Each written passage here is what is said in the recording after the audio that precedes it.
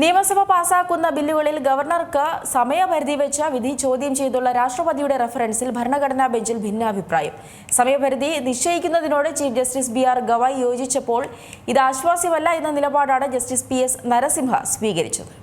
നിയമസഭ പാസാക്കുന്ന ബില്ലുകളിൽ ഗവർണർമാർക്ക് സമയപരിധി വെച്ച് സുപ്രീംകോടതി വിധി ചോദ്യം ചെയ്തുള്ള രാഷ്ട്രപതി ദ്രൗപദി മുർമുവിന്റെ റഫറൻസിൽ സുപ്രീംകോടതിയുടെ 5-അംഗ ഭരണഘടനാ ബെഞ്ചിൽ ഭിന്നാഭിപ്രായമാണ് വന്നിരിക്കുന്നത്. ബില്ലുകളിൽ ഗവർണർമാർ കാലതാമസം വരുത്താതെ തീരുമാനമെടുക്കണമെന്ന കാര്യത്തിൽ 5-അംഗ ബെഞ്ച് യോജിച്ചപ്പോൾ തന്നെ അതിനായി കോടതി സമയപരിധി നിശ്ചയിക്കുന്നതിൽ ഭിന്നാഭിപ്രായം പ്രകടിപ്പിച്ചു. സമയപരിധി നിശ്ചയിക്കുന്നതിനോട് ചീഫ് ജസ്റ്റിസ് ബി.ആർ. ഗവായ് യോജിച്ചപ്പോൾ ഇത് ആശ്വാസ്യമല്ലെന്ന നിലപാടാണ് ജസ്റ്റിസ് പി.എസ്. നരസിംഹ സ്വീകരിച്ചത്. സമയക്രമം നിശ്ചയിക്കാത്ത പല നിയമങ്ങൾക്കും സുപ്രീംകോടതി സമയക്രമം നിശ്ചയിച്ചിട്ടുണ്ട് ചീഫ് ജസ്റ്റിസ് ബി.ആർ. ഗവായ് ചൂണ്ടിക്കാട്ടിയപ്പോൾ നിയമങ്ങൾ പോലെയല്ല ഭരണഘടനാ വ്യവസ്ഥകളെന്ന് ജസ്റ്റിസ് പി.എസ്. നരസിംഹ പരസ്യമായി ഖണ്ഡിച്ചു. പട്ടികജാതി പട്ടികവർഗ വിഭാഗങ്ങൾക്കെതിരായ അതിക്രമം തടയുന്നതിന് പാർലമെന്റ് പാസാക്കിയ നിയമത്തിൽ സമയപരിധി പറഞ്ഞിട്ടില്ലായിരുന്നു. എന്നാൽ കോടതി 5 വർഷത്തെ സമയപരിധി നിശ്ചയിച്ചുവെന്ന് ചീഫ് ജസ്റ്റിസ് ഗവായ് തന്റെ നിലപാടിന് ഉദാഹരണമായി ചൂണ്ടിക്കാട്ടി. എന്നാൽ നിയമത്തിലെ വ്യവസ്ഥകൾക്ക് സമയപരിധി വെച്ചതുപോലെ ഇത് കാണരുതെന്നും ഭരണഘടനാപരമായ വ്യവസ്ഥകളിൽ കാര്യം വ്യത്യസ്തമാണെന്നും ജസ്റ്റിസ് നരസിംഹ ചീഫ് ജസ്റ്റിസിനോട് വിയോജിച്ചു. നിയമനിർമ്മാണം എത്രയും വേഗത്തിലാകണമെന്നില്ല എന്ന് താൻ പറയുന്നില്ലെന്ന്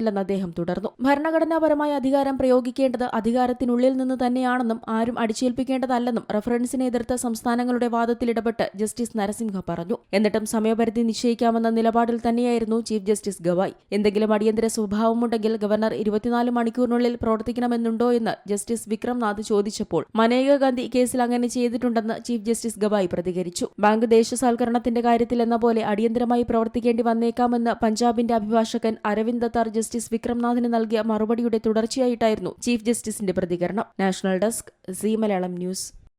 ഏറ്റവും പുതിയ വാർത്തകളും വിശേഷങ്ങളും വിരൽ തുമ്പിലറിയാൻ സീ മലയാളം ന്യൂസ് എല്ലാ ഡിജിറ്റൽ പ്ലാറ്റ്ഫോമുകളിലും ലഭ്യം.